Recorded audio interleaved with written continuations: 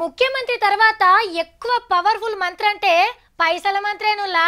మస్తు ఆమ్దాని సంపాదించే ఆబ్కారీ మంత్రి కూడా ఆయన కుప్పలు తెచ్చి పైసల మంత్రి ముంగట్నే పోయాలి. ట్యాక్స్ల మంత్రి అయినా, కంపెనీల మంత్రి అయినా, వ్యవసాయం మంత్రి అయినా అందరూ రావాల్సింది ఈ మంత్రి తానికే. ఈయన పైసలు ఇస్తేనే అందరు మంత్రుల పనులు చక్కగా అవుతాయి.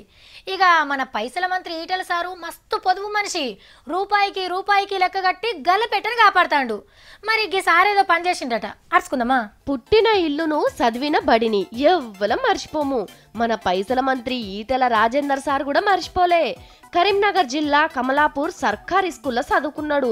అప్పట్లా నడుచుకుంటూ పోయి చదివినట్టున్నాడు. ఇప్పుడు చదివేటోళ్లకు గా బాధలు తప్పియాలని ఒక బస్సునిప్పించిండు బడికి. పట్నంలా వాళ్ళ దోస్తు కొంత పైస సాయం చేసిండట. సర్కార్ బడికి బస్సు నడిపించుడంటే దేశంలో ఇదే ఫస్ట్ కావచ్చు.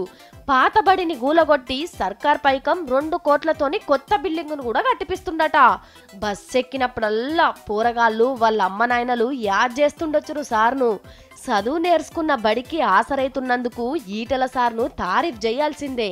సారు ఇట్లనే నిన్ను ఎమ్మెల్యేని చేసిన పబ్లిక్, నిన్ను తెలంగాణ రాష్ట్రానికి ఫస్ట్ పైసల మంత్రిని చేసిన మొత్తం తెలంగాణ ప్రజలకు కూడా మనిషి కోటి ఏదన్నా ఇప్పిస్తామంటే మా పైసల మంత్రి మంచి పనిమంతుడని మురుస్తారు సారు.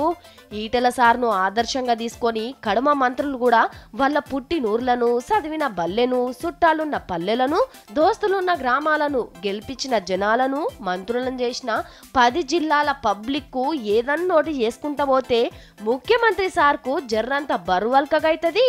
బంగారి తెలంగాణ జల్దిన తయారైతది.